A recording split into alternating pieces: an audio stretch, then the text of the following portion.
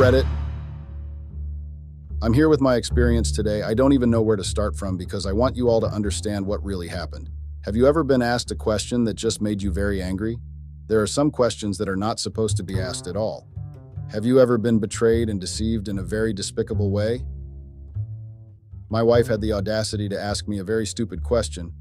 I don't know where she got the courage from, but she did.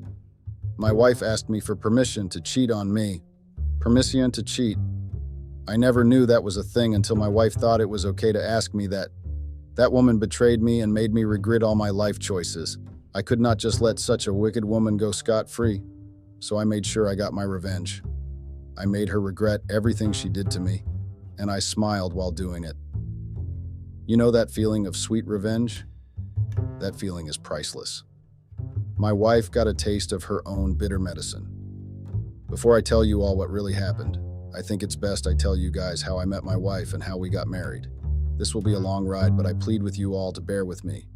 My wife, F28, and I, M29, are high school sweethearts. Yes, I met my wife when I was in high school.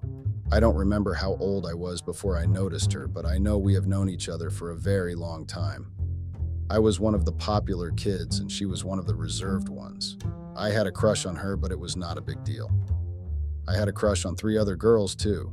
Teenage boys have the tendency to be confused, and I was not an exception. I was not the type of boy who was shy to talk to girls, but when it came to my wife, I could not speak to her. We never even spoke in class. She was a bookworm. You know those types of girls that like to keep their head in their books till the bell rings? That was how my wife behaved in school. The first time we spoke to each other was when we were paired in a class project together. I remember how upset she was when they paired her up with me.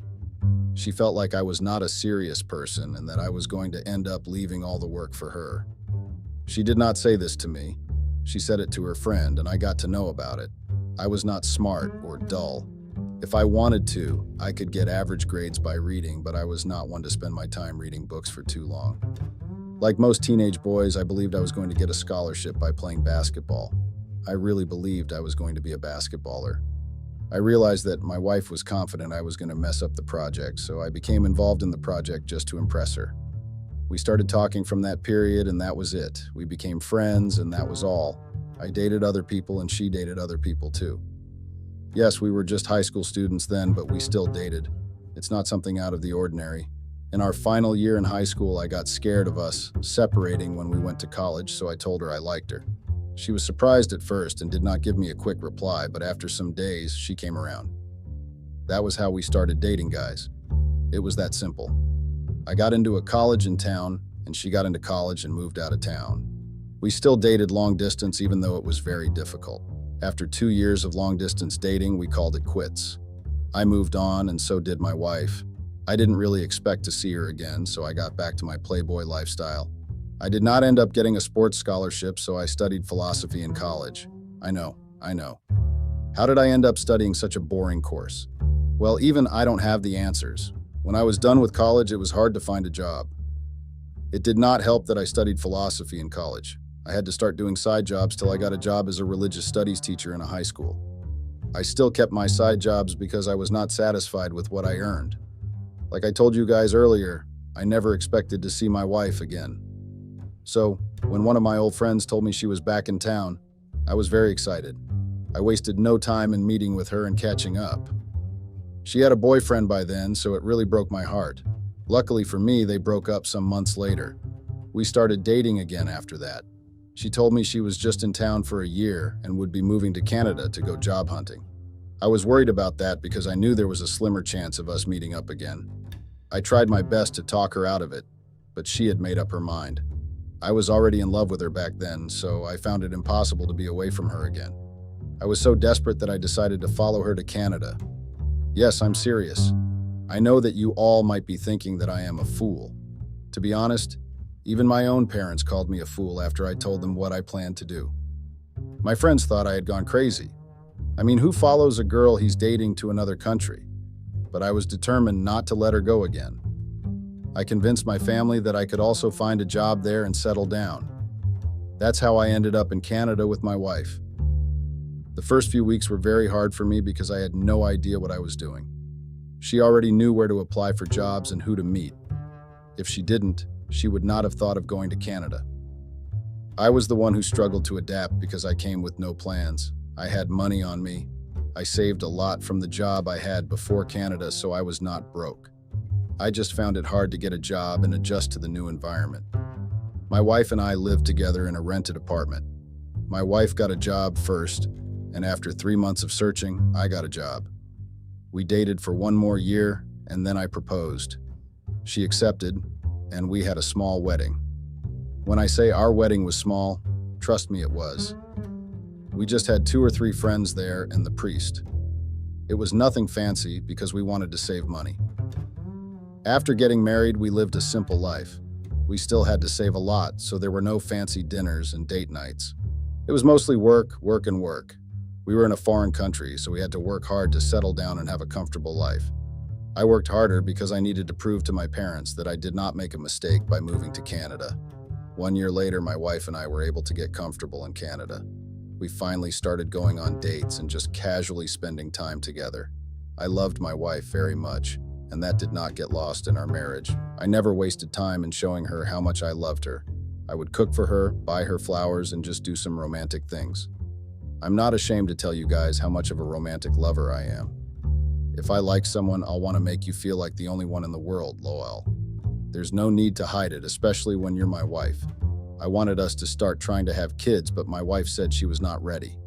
I did not have a problem with it because it is her body and she had every right to decide when she wants a baby.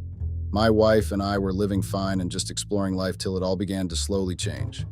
I'm a patient man who loves to give people the benefit of doubt.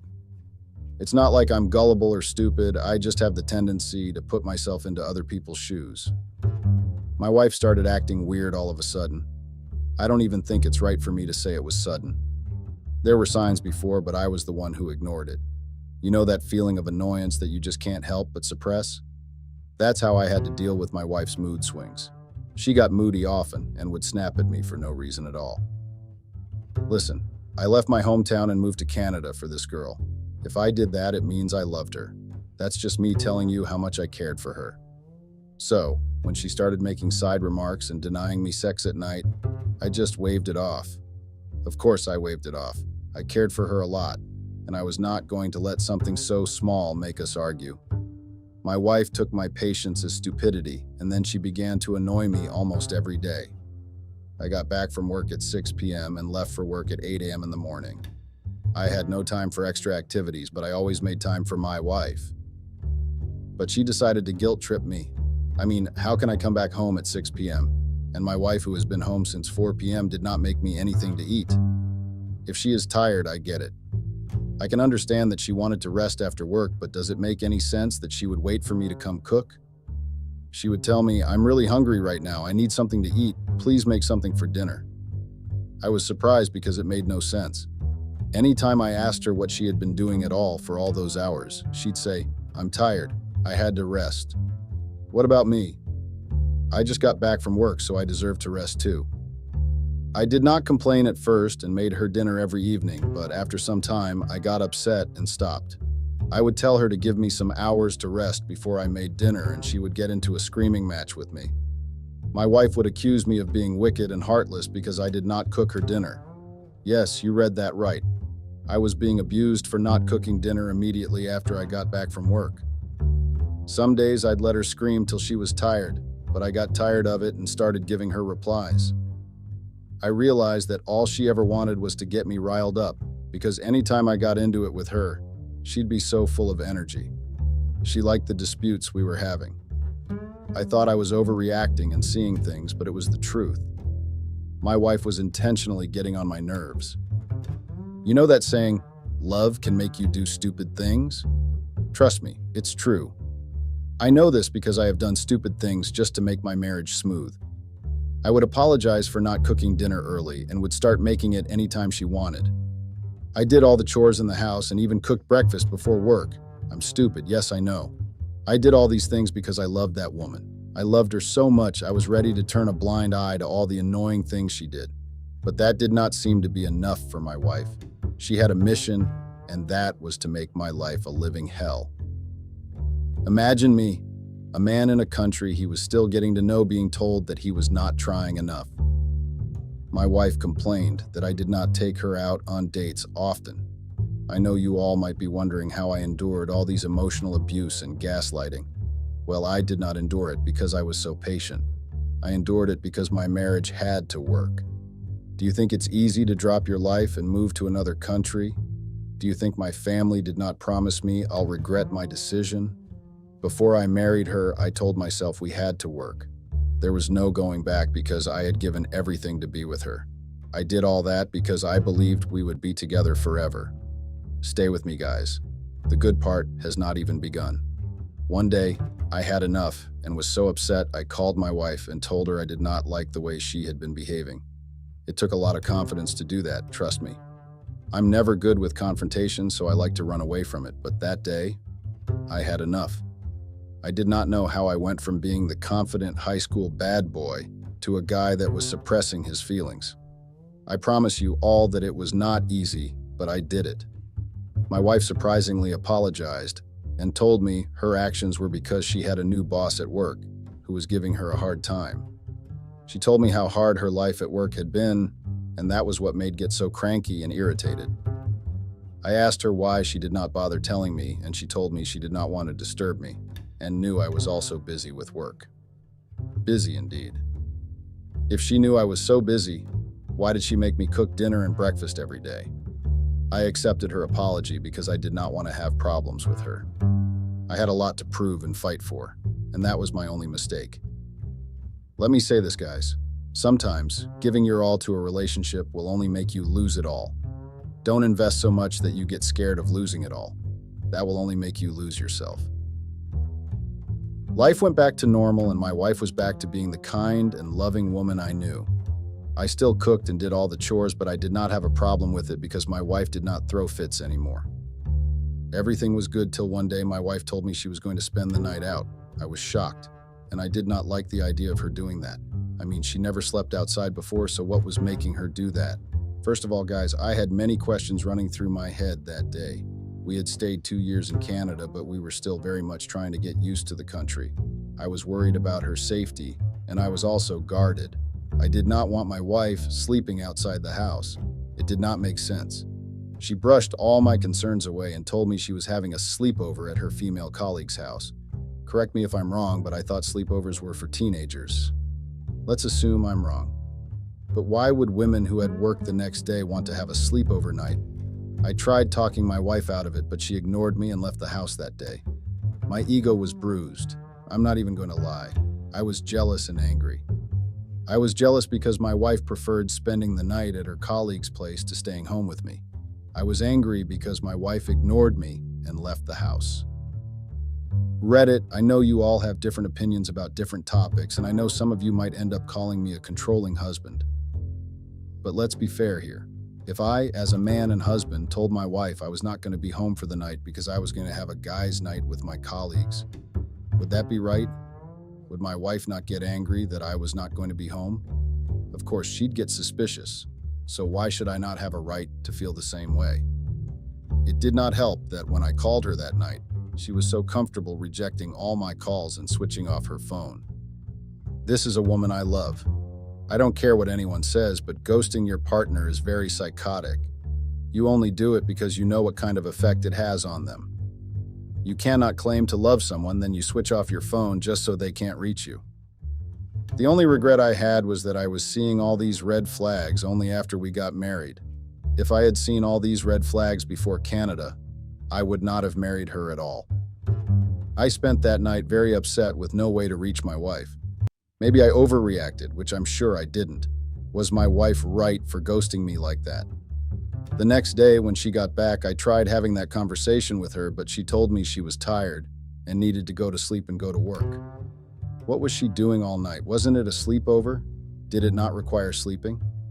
My wife did not go to work that day. She stayed home and slept for hours. I asked her why she did not go to work, and she said she already took permission. None of it made sense to me because I did not see her calling anyone. Why did she have to tell me she had to go to work in the morning? At this point, I was already certain my wife was taking me for granted. Reddit, I don't think you are ready for what my wife decided to do 1 week later. For me, it had to be the biggest form of disrespect ever. My wife told me we needed to talk. I got back from work early and made dinner early so we could talk over dinner. Everything was going fine, and we were having a normal conversation until she suddenly said something that threw me off balance. She said, "I have noticed that we've been arguing a lot recently." I still remember those exact words because I was very interested in where the conversation was going. I said something along the lines of, "Yes, we've been having problems." My wife, who had been the cause of all our problems, told me I was the one at fault. She broke into tears and told me I was ruining our marriage. Yes, you read that right. She really sat there and cried her eyes out. I was so shocked I couldn't even afford to move. I did not believe she was serious. I waited patiently for her to laugh and tell me she was joking, but it never came. My wife made me feel like I was the problem in the marriage. She continued ranting and accusing me of several things. I did not say a word because I could not trust what came out of my mouth at that point. I just sat there and regretted every sacrifice I made to be with her. I knew that none of those sacrifices were worth it. I ended up moving all the way to Canada for a woman that lied through her teeth and tried to make me guilty for things I didn't even do. I was angry, and I had every right to be angry. I stood up and left the dining table. She tried following me, but I tried my best to stop her. She went as far as standing in front of me to stop me from moving. My wife said she was not done yet, and that she still had a lot to tell me. It took all the patience in me to wait and let her finish. She said she loved me so much and did not want to lose me. You know when a narcissist wants to make everything about themselves? That's exactly what my wife displayed. She spoke like our relationship revolved around her and I was just a passerby. Like I'm not also in the relationship. She said all she wanted was for us to get back to what our marriage was like before. To be honest, even now as I'm writing this, I still can't believe what happened that night was real. I read a lot about psychotic relationships, but I never imagined myself getting into one. This was a woman I loved. She said she asked some of her friends for help, and they suggested an open relationship. Yes, I'm serious. My wife told me that she wanted us to have an open relationship. I told her I didn't want an open relationship and that she was overreacting. We did not need to get into an open relationship to fix our issues. She shook her head and said, if I was fine and was not interested in an open relationship, she did not feel the same way. I asked her what she meant, and she told me she wanted to date other partners and wanted to explore. I felt like I was hearing something else, so I asked her again, and she repeated the same thing. I asked her if she understood what she was saying. I even explained to her that an open relationship could not happen if both the partners did not agree to it. I made her understand that if it was only one partner that was interested in it, it was cheating, not an open relationship. My wife shrugged. Yes, she shrugged, and told me I could call it anything, but she wanted to date other partners, and thought it was best to ask for my permission first. She said she did not want me to find out another way. It took me a lot of time standing there and staring at her to realize that my wife, who is legally married to me, asked for permission to cheat on me. At that point, everything seemed to make sense. My wife had been lying unnecessarily and gaslighting me, just so I would react, and then we would argue and have issues. She planned it all. She wanted to cheat, so she made us argue and have problems. She needed a reason to cheat. She wanted to justify her actions and make it seem like I am the problem.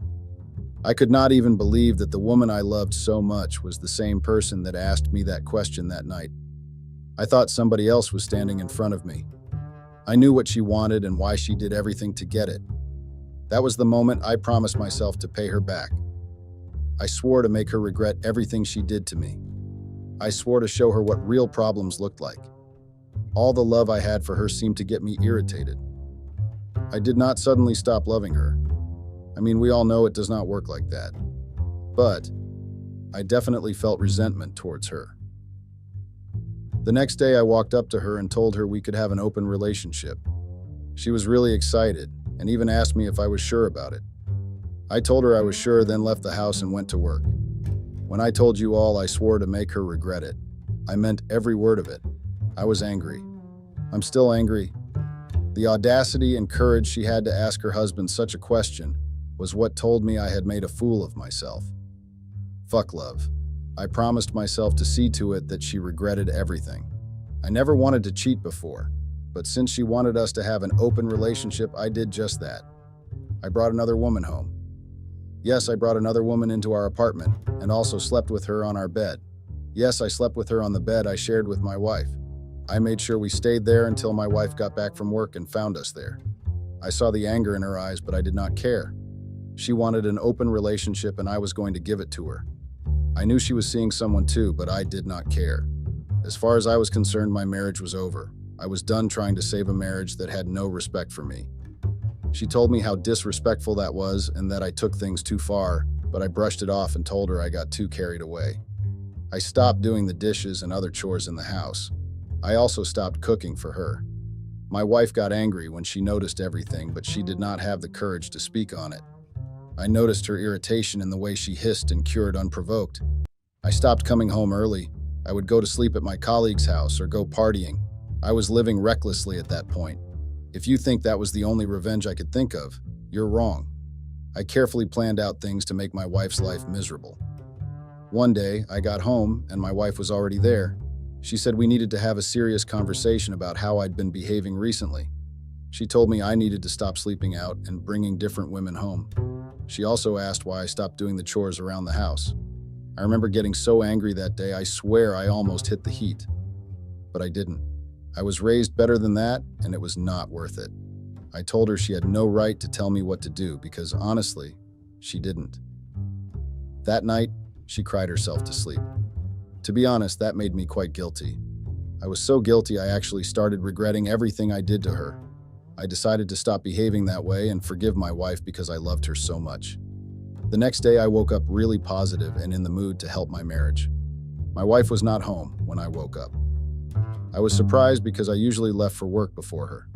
I brushed off the feeling I had and decided to clean up the house since it had been a mess since I stopped cleaning it.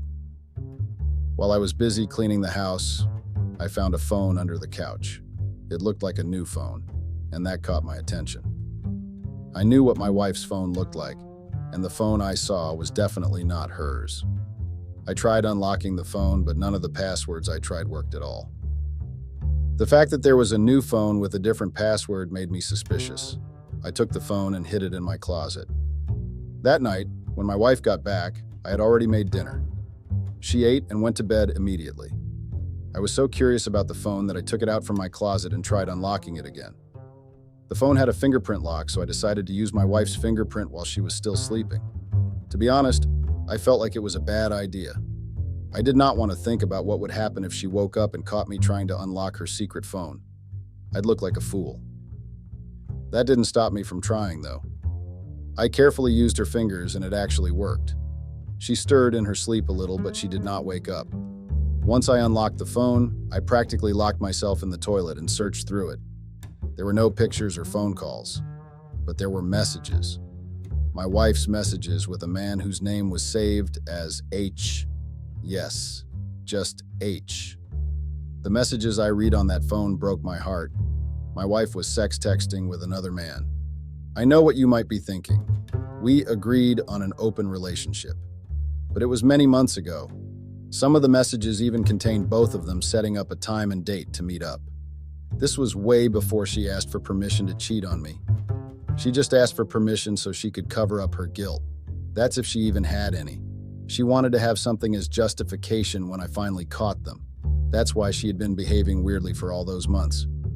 At that point, I did not have anything to feel guilty for. I was ready to do whatever I could to make her tear up very badly. The guilt I felt disappeared instantly. There was no need to feel guilty for a woman as despicable as her. My wife and I paid the rent equally because we earned almost the same amount of money.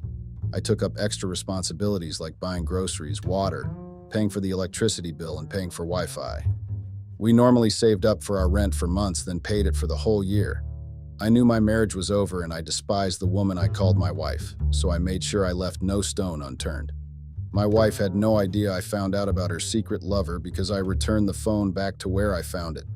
I pretended like nothing happened and went back to living life as I normally did. I no longer brought women into our home, and I continued doing the chores. My wife didn't suspect a thing because I did not give her a reason to. 3 months went by and I started saving all my salary. When I say all, I mean all.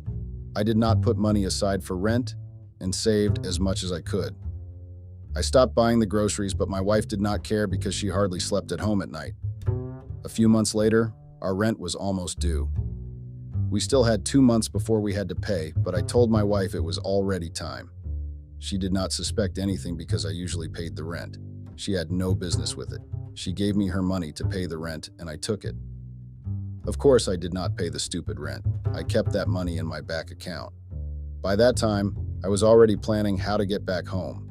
When I say home, I mean the town I left, just to follow my wife to Canada. I no longer had any business with Canada because the reason I came there in the first place betrayed me. I was not interested in living an empty life in a foreign country when I could just easily go back to my home country and start my life afresh.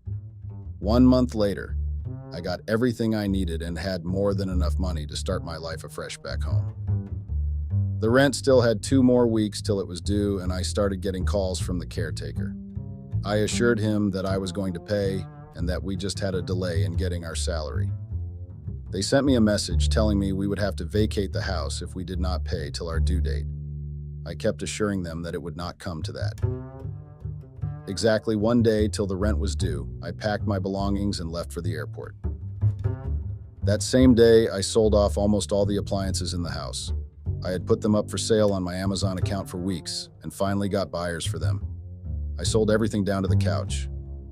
I did not go to work that day because I already sent in my resignation letter weeks before then.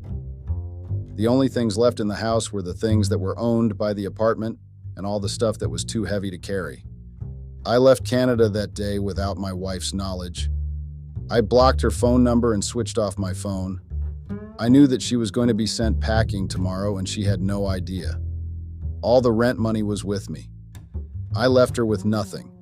Absolutely nothing. Even if she had money on her or got a super rich boyfriend, which I strongly doubt, it will take her some time to recover from the shock. I did not leave a note or a letter. That's what she got for cheating on me, asking for permission to cheat and gaslighting me for years. I fell in love with her, my high school sweetheart. I loved her so much, I left my whole life and moved to another country with her. I was ready to forgive her after everything, but she had been deceiving me for months. It's been 2 months since I left her stranded in Canada, and I cannot say that life has been easy. My whole family spent hours telling me how I wasted years of my life on an ungrateful woman. My friends back home were very disappointed. Life was hard, but I tried my best to get back on my feet. The rent money helped, LOL. I crashed at my parents' house for a while before I got a job.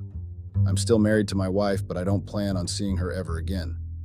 I will give her the punishment of staying married to me till she decides to leave Canada and serve me the divorce papers. I know she won't come back, and that's why I left. I don't plan on getting married for many years to come. If I change my mind one day, I will get married after finding my wife and divorcing her. Her punishment is that even if she wants to get married to her lover, they will never be truly married till she divorces me. In a way, she's tied to me forever. I don't know how to survive this because I practically built my life with her. Every day is a pain, but I know I'll get through it.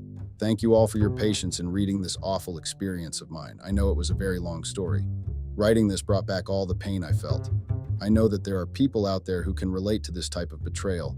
I am lucky I was able to have my own revenge. I do not regret any of what I did to her. The only thing I regret is leaving everything for a woman I thought loved me. I'm sorry, Reddit, but I will not be able to make an update to this post. I don't plan on reliving this experience again. Whether or not I meet my wife and get a divorce, Reddit will not know because I don't know which day that will be. Thank you all, and goodbye, Reddit. My name is Carla, age 37. I have been married to Thomas, age 41. My husband and I have had a boring marriage. We were good to each other because we treated each other as friends. There were times when we went about not seeing each other due to our busy schedules for days. There were never any arguments about anything in particular between us. I think us being busy was what kept our marriage without falling for the longest time. I was a nurse, and he was a salesman. We both had erratic work hours and schedules, which made it very hard for us to find time for each other. Having kids was a topic we both dreaded. Being a nurse for kids was more than enough for me to be scared of having kids of my own. I would encounter kids with all sorts of complications, which hardened my resolve not to have kids of my own. Thomas had been quite understanding about it, as he knew that having kids would add to the expense, and we were not ready to take up extra expenses. We both mutually agreed on not having any kids, which upset both of our folks. But it was what it was. We were content with our decision and focused on building a strong foundation for our relationship. We filled our lives with adventures, hobbies, and quality time together, cherishing the freedom and flexibility that not having children allowed us. Our friends and family eventually came to understand and respect our choice, realizing that happiness can be found in different ways for different people. Very soon it got boring and we started living our separate lives. In a few years we became distant, and then Thomas did something unexpected that changed our lives forever. Thomas and I had very busy work schedules, which led to us seeing each other less than we previously did. Thomas had to make enough sales to keep his job and also manage our mortgage. Due to COVID and its after effects, I would mostly be tired after coming home, so sex was out of the question. There were times we would go about 15 days or even a month without sex. I would feel guilty about not being able to do my duties as a wife, but then again, nothing can beat sleep deprivation. Our days together mostly consisted of Thomas convincing me to have sex and me telling him how hard I had worked all day and just wanted to rest in peace and quiet. It was the same thing again and again. It was as if even our off days had a routine of their own. It was not always like this, though. When we started dating, we were so madly in love with each other that I would sneak Thomas to one of our empty lab rooms and make out with him. I don't know what happened as the years passed. The spark was lost, and we mostly focused on our careers and less on each other. We became consumed by our professional ambitions, prioritizing work over our relationship. The constant hustle and bustle left little room for romance and intimacy, causing the initial passion to fade away. We were finally free to get some time together with each other when I had a few days off, and Thomas had a long weekend to himself without any sales. So we decided to live a little the way we did when we were dating. We made plans and went out with friends. We were drinking and talking nonsense. We had about 4 rounds of beer and were half drunk. As we were on the 5th round, Thomas said in front of everyone that it had been almost 2 months since we had sex, and he wasn't expecting to have sex for at least a year at the rate we were going. Everyone started laughing, including me. But deep down, I was angry at how he could reveal such intimate information in front of all our friends. We were trying to mend our relationship, but Thomas and his loud mouth were not helping at all. I decided that this cannot go unpunished. I definitely did not want him to spill any more bedroom secrets in the future. I knew I had to address the issue privately with Thomas, expressing my discomfort and setting boundaries regarding our personal matters. It was important for us to establish a mutual understanding and respect each other's privacy, ensuring that our intimate details remained between us. We went home, and as usual, he tried to have sex with me. I pushed him away and told him that he was not going to get any sex at least for a year from now, just like he had predicted. He tried to reason with me, but I pushed him away and went to bed. He was too tired and drunk, so he went to sleep immediately.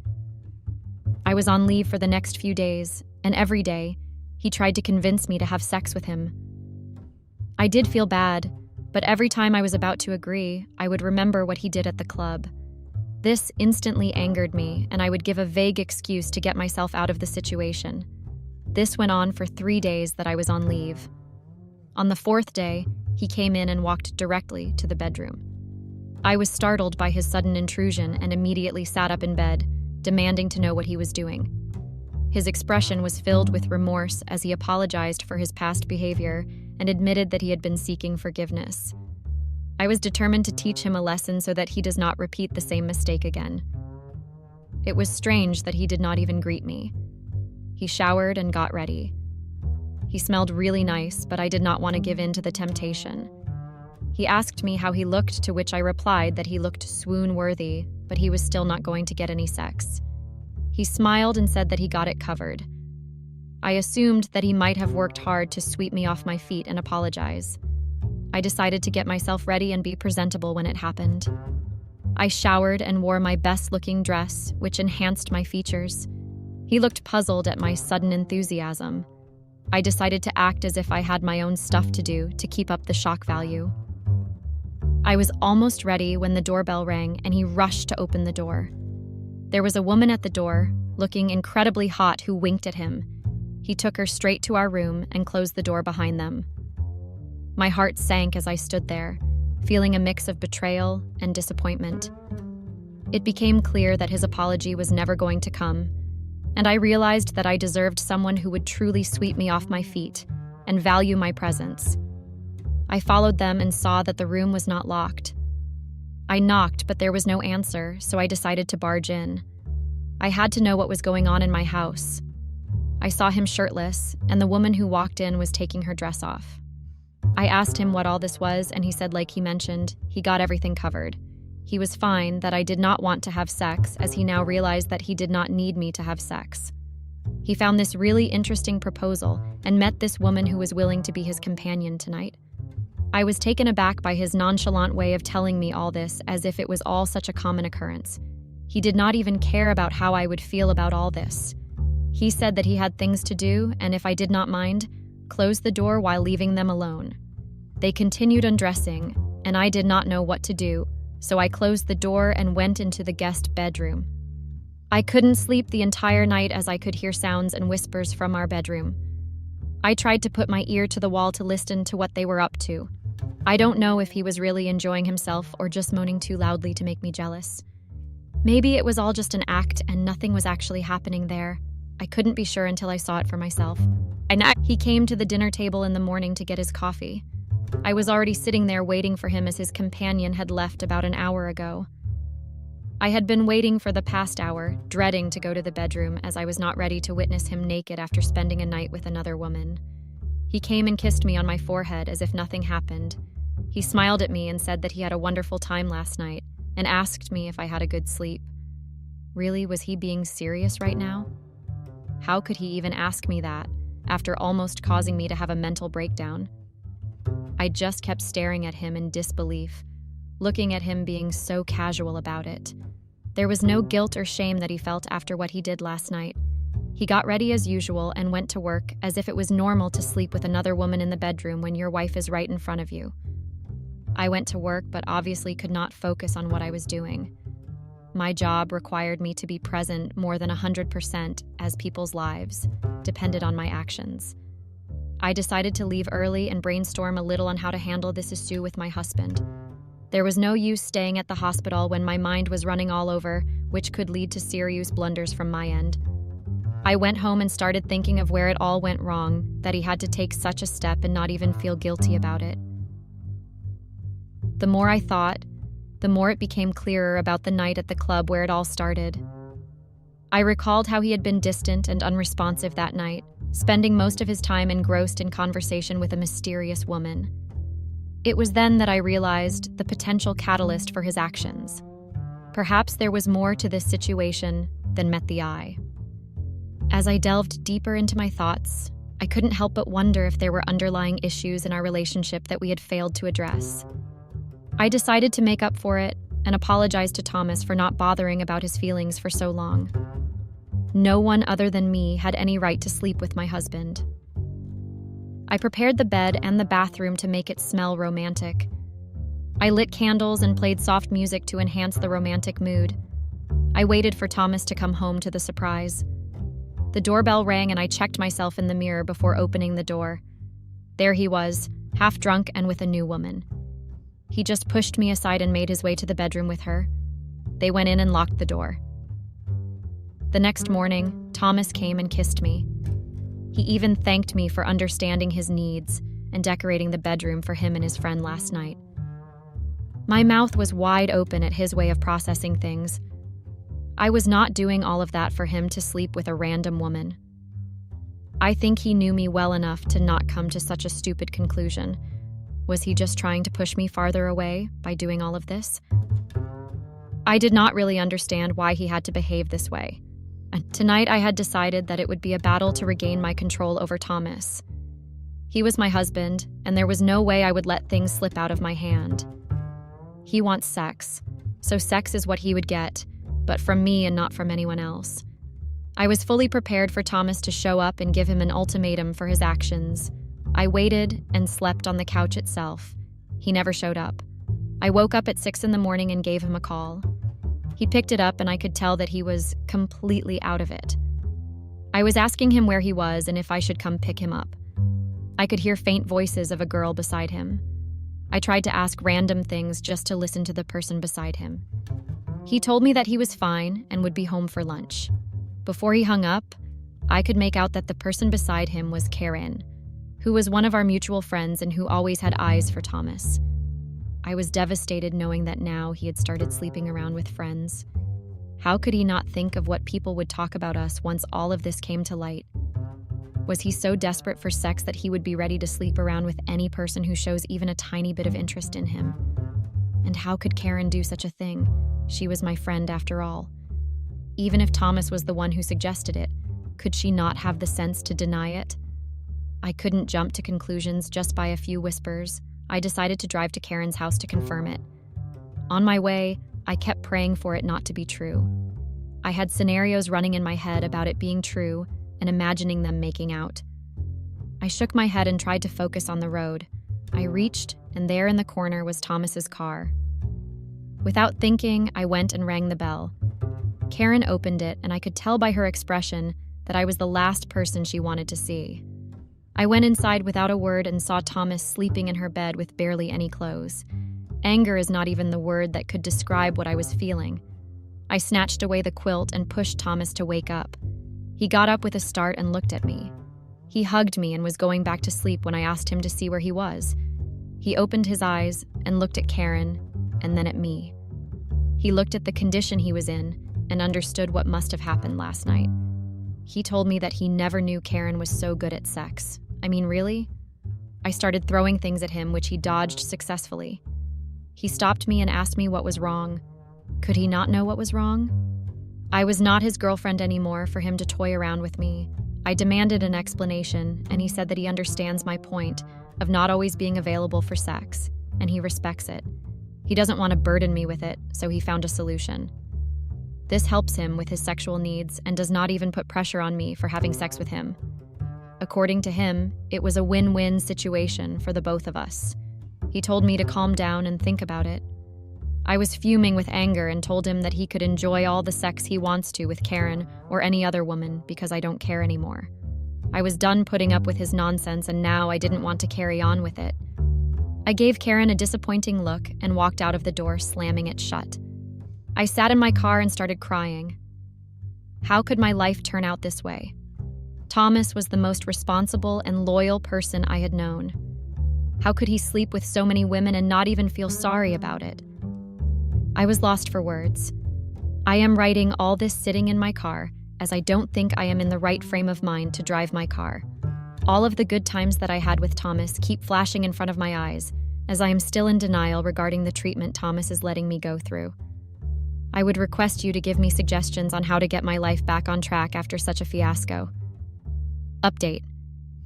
Here is an update to what has happened ever since Thomas has been getting every random girl home whenever I was free. I left the house that I shared with Thomas, just like a few of you suggested. I started focusing on myself and living my life the way I wanted to. I went out with my friends over the weekend to a club and saw Thomas kissing a girl not older than 21 on the dance floor. It was very awkward for both me and my friends to see Thomas this way. I thought he would ignore us, but he came to us and sat with us. He even joked about finding other avenues if you are not happy with your partner and not feel guilty about it. I was sitting right there, so how could he openly say things like that? I was done being patient and decided to hit the dance floor. I scouted a young guy myself and started dancing with him. I got close to the young guy to show Thomas that he was not the only one who was capable of doing all of this. It was like we were competing against each other to show that we didn't care. We could see the jealousy in each other's body language, but denied that we wanted to be together. The entire night we tried too hard to irk each other and show that we could live happily without each other's support. The next day I got up with a throbbing headache. I had way too many drinks. I recollected last night's events and saw a spark of anger in Thomas's eyes when I was dancing with another guy. He did care about who I was with. It was just that he was angry and wanted me to acknowledge it. I sure as hell was not happy seeing Thomas with anyone else. We were living separately, and we both knew that it was all temporary. We had been married to each other for 15 years and knew that by now we kind of developed a bond that we couldn't share with anyone else. Even though I had been living separately, never once did the thought of divorce cross my mind. I knew how to make things right. I decided to have a heart-to-heart conversation with Thomas about it. I told him that I truly loved him and would do anything to make sure that he stops behaving this way towards me. I even agreed to have an open marriage with him if he is suffering so much without sex that I have not been able to provide. I know you guys are going to judge me for opening my marriage and all that. Trust me, it does not make me happy, but I guess this is the only way I would be able to keep Thomas by my side. There is nothing else I can think of that can save my marriage. Many of you might be disappointed by my decision, but this is the only way out as I see it. Update. It has been a week since I decided to forget everything Thomas had done in order to spite me. We have started afresh and things have been very smooth between us. I must say that the once-in-a-while appearance of a new face in the bedroom is an idea that I am still not used to, but it was not as bad as I thought. I am actually glad about the idea of an open marriage, as it takes off the pressure of having sex with Thomas when I don't want to. The best part is that he gets a girl, they have sex, and she leaves. There is no emotional dependence or any drama that I would have to deal with. It is better than Thomas having an affair and asking me for a divorce. Right now, I am truly happy in my marriage, where I have the controls and I can make it work in my favor. Thomas and I mutually decided on the girl that he could bring home, and I would have my alone time that day with myself. The next morning would be just me and Thomas together working as a team to better our marriage. I wish we could have done this sooner so that we would have had a much more beautiful marriage all this while. I know that most of you might be disappointed by my decision to stay with Thomas, even after sleeping around with so many women. I should have separated and found a better man, but trust me, it is better to live with the devil you know than go searching for a new unknown one. As long as Thomas sticks to his promise of only sex and no emotional connection with all of his companions, I think it would all be okay. I know for a fact that no other woman would be able to put up with Thomas and his weird demands if they would have to live with him. I guess that is how I am going to proceed with my marriage going forward. I take a keen interest in choosing the girl that Thomas would be having fun with, and gives me enough control on the situation. This also sends a message to the women that I am willing with all of this, and Thomas would do things only by taking my approval. Even I would have fun once in a while with a man of my choice after seeking Thomas's approval. It was only right if both of us reaped the benefits of this open marriage. This has opened a new avenue of happiness which does not require us to feel pressured or burdened to keep each other happy. We could delegate the sex part to others, and when we needed to have a heartfelt conversation, we always had each other to fall back on. We were enjoying this phase of our lives, which helped us focus both on our careers and also on things that needed focusing. I thank all of you for being a part of my journey from a disastrous marriage to a successful one. I would not have been able to keep sane and do all of this without your opinions and suggestions. Thank you so much for sticking with me all this time and making sure that I make the right decisions. I would suggest anyone going through a rough patch in their marriage, especially due to sexual issues, to give open marriage a go. I understand that it's not everyone's cup of tea, but it might just be the right thing to improve your marriage. If the sole problem is time for sex, then definitely try it out and see how it goes. The disclaimer is to make sure that there is no emotional involvement whatsoever, to make sure that you always have an upper hand.